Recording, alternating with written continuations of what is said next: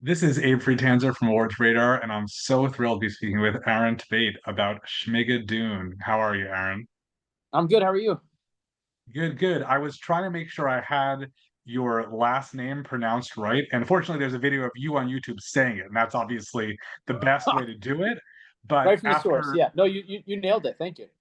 after meeting you yesterday, I am suddenly being like bombarded by all these fan accounts on Instagram, and Mm. most of them do a really good job. Tveit days a week, uh, Tveiting patiently, Tveit for me. But then there's Tveit in time, which I think is supposed to be meant fight in time, like right on time. Yeah. Well, So that's the debate. Is that my brother was a linguistics major in college and let us all know that if we were in Norway, it would be Tveit, but here in the States we say Tveit. So yeah, I'm glad those accounts help out.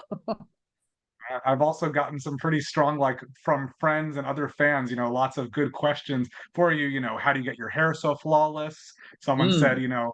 I'm gonna vomit. I'm so jealous. Will you sing for me? Lots of really deep Yeah. things Deep about and your acting. wonderful. Yeah. Good. Good. I'm glad. I'm glad. That's very funny. But I do want to start actually. You mentioned last night when we met on the red carpet about your wig. What was it like, Yes. having that sort of trap you in and free your spirit this season? Yeah, it was Cinco kind of let me know what his ideas were and aims were for the season. I guess sometime soon after we finished the first season, he said, I was going to be some version of Pippin and Claude from Hair and Jesus from Godspell and Jesus from Superstar, kind of all rolled into one. And then he said, and we'd love to put you in like a very Victor Garber-esque Godspell wig. And I said, what? What's that now? Excuse me.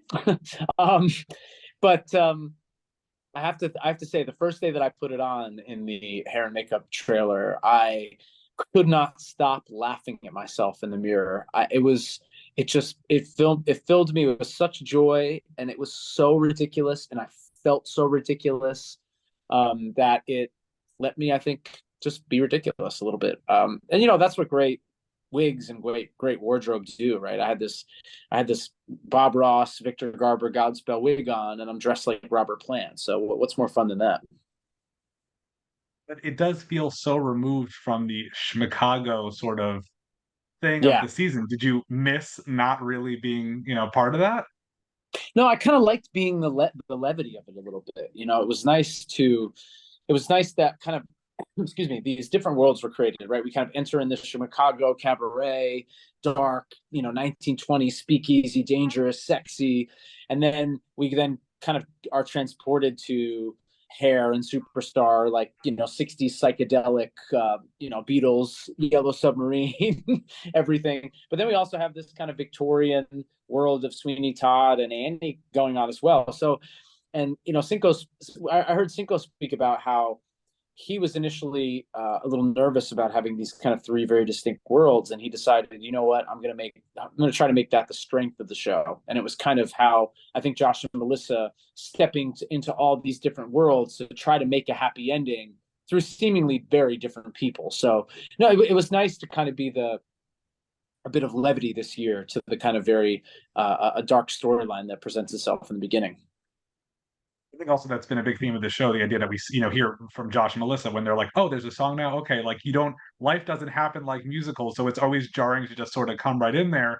But the idea Right. that, Melissa can just walk in and suddenly she's in Sweeney Todd and then outside is something so different, like that's a very cool thing. And the season's only 6 episodes. Like it's pretty transforming and, involving for such a short, short span of time. Yeah, they're fast and furious, right? For 6 half hours, I think the fact that so much story is kind of built, and I do think we kind of build, even though it's a different story, we're building on the foundation that we built season one, and we're kind of, I think the first season we were all figuring out how this is going to work. Would this work?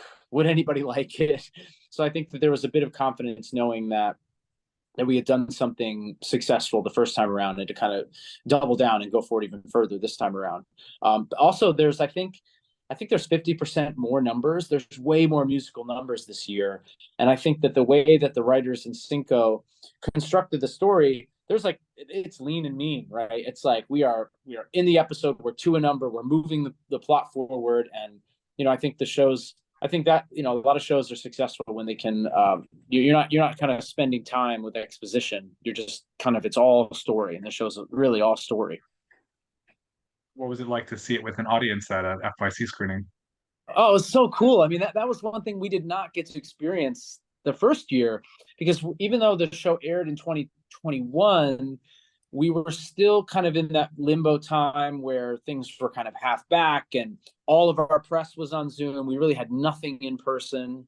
Yeah, to be in that beautiful theater yesterday, it was my first time actually in that theater. It's gorgeous. But to be in that space and to hear the responses from you all and from the audience, it's just wonderful, you know, because that's something that we really didn't. I didn't have that perspective the first time around, and I mean, I think the show's it's you know it's reaching more people this time around, and it's definitely being really well received. But that part was, it never linked up, right? Because we never got to see or experience anybody's reactions directly the first time around. So it's really cool.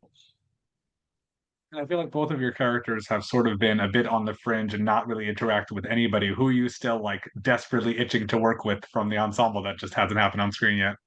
Oh, I mean, I'd love to have stuff with Alan and Kristen. I can't watch them without just shaking my head because of how ridiculous they are. They just make me laugh so much. I mean, Alan as the mayor in the first season, and his take on kind of this Julie Blight, Sweeney Todd, and Kristen the same way. I didn't work with either of them either season. So yeah, maybe if we go forward, I can have some more direct contact with Alan and Kristen, because I'm just they kill me. They crack me up. Is there a certain type of character you'd like to play in a theoretical third season? I don't know. I mean, I've been so fortunate. I wouldn't mind making another complete pivot. Maybe I can be a bad guy. Maybe I could be some kind of villain this time around. You know, I think, you know, the beauty of this show so far is that we've gotten to do things that are kind of so drastically different. So I'm totally game for anything. But yeah, maybe somebody's not so nice. What are your favorite kinds of musicals to watch? Oh, I mean, I love musicals. It's hard. I mean, I do gravitate towards, even though I was in it, things like Next to Normal, things that are kind of small and bold, um, and contemporary, and maybe emotionally charged.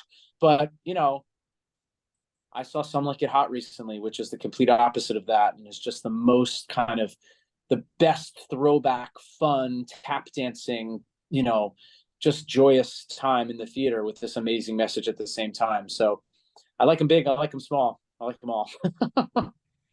Thinking about saying like Next Normal, I would wonder what Schmigadoon would do with like this modern era of musicals because we're still in it. But that said, Yeah. like things are still, have already changed enough, and I don't know if it'd be as there would have to be a clever approach because I don't know if it would just like outright be clear how much it didn't work and how it wasn't realistic. But I would be very curious to see that. Yeah, I've thought that too. Like, you know, all of these the musicals we touched on so far are so stylized, and they're so clearly not present day, that if the show does continue, when we start to get to musicals that kind of take place more in the present, what's that going to look like? How would that work? But I mean, these writers are so good that if anybody can figure it out, I trust that they can. So we'll see. And what else are you working on? And theater, stage, anything? Actually, right now, I just came off another 12-week stint at Next to Normal. I mean, at Moulin Rouge. I'm sorry, I got Next to Normal on the brain. I have some time off.